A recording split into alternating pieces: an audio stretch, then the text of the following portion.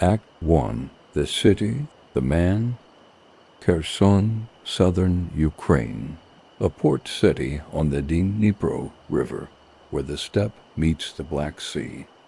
A place that, in the early 1990s, was quietly coming apart. The Soviet Union had just ceased to exist. Pensions vanished overnight. Factories stopped paying wages. Police officers earning almost nothing. Men who had sworn to protect were desperate. Alexander Sergeyevich Polishchuk was born in Kherson on September 29, 1969. By every outward measure, an ordinary man, he grew up in a stable household. He was a good student. He trained in martial arts, Eastern fighting disciplines. He had enough discipline that his classmates gave him a nickname. They called him Sasha Shaolin. In 1987, Polishchuk was conscripted into the Soviet army. He served. He was demobilized. He came home to Kherson and did what men in uniform did. He joined the mil-iti, the police. He married. He had 2 children. He made sergeant. On the surface, this was a life, but surfaces in noir, in true crime, in this story, are exactly where you should never stop looking. Act 2. The collapse. When empires fall, they fall on ordinary people first. After the USSR collapsed, the economy of newly independent Ukraine entered freefall. For a mil-iti sergeant in a provincial city, this meant one thing. The paycheck that was already thin disappeared. Polishchuk began moonlighting as an unlicensed cab driver. He picked up strangers after his shifts. He drove through a city that was growing desperate, growing dangerous. A city he was supposed to protect. The irony would only become clear later. In 1993, something shifted inside Alexander Polishchuk. Investigators would later describe it as a severe deterioration of his mental state. He became involved with the Hare Krishna movement, attending gatherings, traveling to Kiev for meetings, whether this was cause, symptom, or coincidence. No psychiatrist could definitively say what they could say. Was this? The killings began in 1993. Act 3. The crimes. We will not linger here. Not because the crimes were minor, they were not, but because the victims deserve something more than spectacle.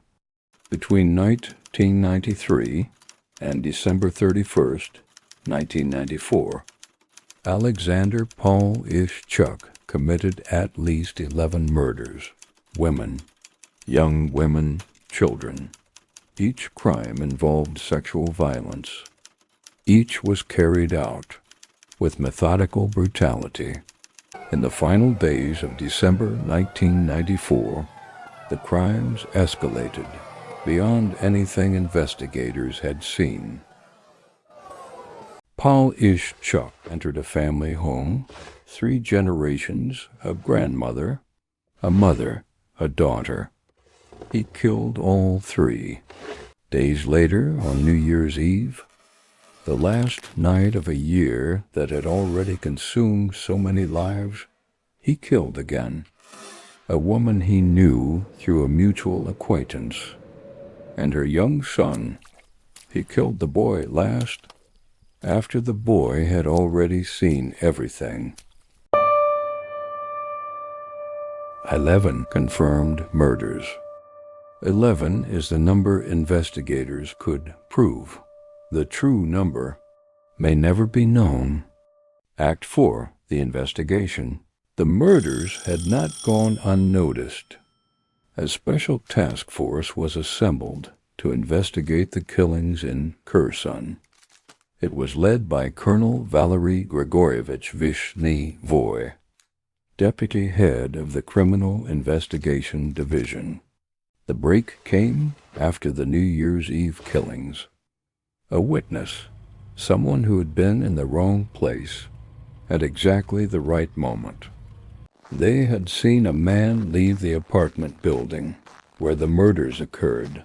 The man was wearing a police uniform. A composite sketch was made from the witness's description. The victim's husband was brought in to look at it. He recognized the face immediately. Alexander Polishchuk, sergeant, father, husband, neighbor, Sasha Shaolin. In January 1995, police placed Polishchuk under covert surveillance. What they observed confirmed their fears and added new ones. He was behaving erratically, unpredictably. Signs of acute psychological disturbance. He was detained, questioned. He confessed. Act 5, The Reckoning. In December 1995, Alexander Polishchuk stood trial. He was convicted on all counts. The court sentenced him to death, the highest punishment available under Ukrainian law at the time. The sentence was never carried out. On December 17, 1996, inside Investigative Isolation Facility number 28 in Kherson, Alexander Polishchuk died of pneumonia. He was 27 years old. There is no satisfying resolution in a story like this. No moment of justice that feels proportionate. No explanation that holds together under scrutiny. What we're left with is this: a city in collapse.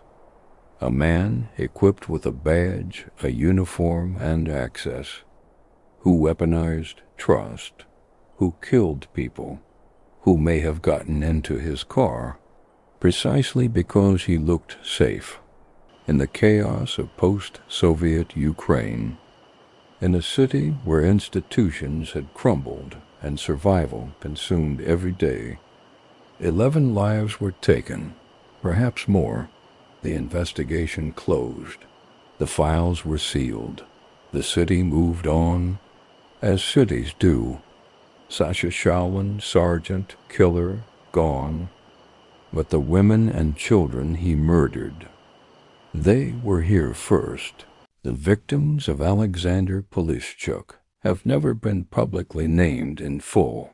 This film was made in their memory.